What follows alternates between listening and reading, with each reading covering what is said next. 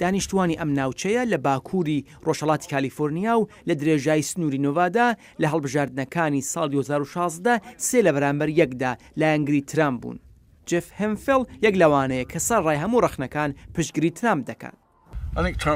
من پێم وایە ترامپ زۆر چاک کار دەکات. ترامپ بەهۆی تایبەتمەندی کەسایەتی تاوانبار دەکرێت. پێم وایە پیاوانی تریش هەروەک ئەوان. دەنگدەران لێرە کە ئابوووریەکی لاواز و سەرچاوی کەمی هەیە لە وەرگرتنی خزمەتگوزاری کۆمەڵایەتی ناهۆمێت بوون. دوایین کارگەی دار لەم شارەش 10 ساڵ لەوە پێش داخرا. پەیامی ئەو ئەمە بوو ئێمە دەمانەوێت ئاگامان لەوانە بێت نەبینراون. ئێمە لەوانەین کە نەبینراوین. خەڵکانێک وەکومێن لە شوێنی ئاوها بە تەواوی لەبیر کراوین. شاری لسن زیاتر لە 12,000 کیلومتر چوارگۆشە لە کێوەکان، ڕووبارەکان و چەمەکان دەگرێتە خۆی.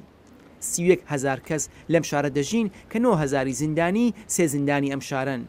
زیاتر لە 60% کرێکارانی ئێرە بۆ حکوومەت کار دەکەن و 60% زەوینەکانی لە کۆنتڕۆلی حکوومەتدایە و بربەستی ژینگە پارێزی لەسەر زەوینەکانی ترە. و ئەمەش ئەو خەڵکە کە هیچیان لە خۆیان نییە زۆر ناڕەحەت دەکات.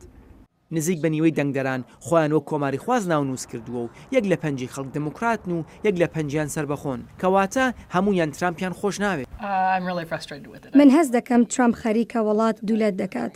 من سەبارەت بە داهاتووی وڵاتمان نیگەرانم. نەتەنیا ترامپ بەخۆی بەلکو ئەو کەسانەش کە دایدەنێت بۆ بەڕێوەبردننی دەستگا فێدراڵەکان ئەوانەش کێشن.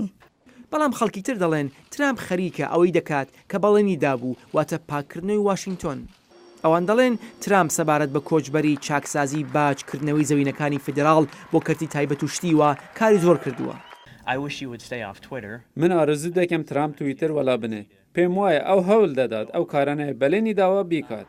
ساڕای ئەوە خەڵک لە سان فرانسیسکۆ و واشنگتۆن چۆن چاو لە ترامپ دەکەن خەڵک لێرە لەسەر ئەو باوەڕن کە ترامپ خەریکە بەڵێنەکانی دەباتە سەر.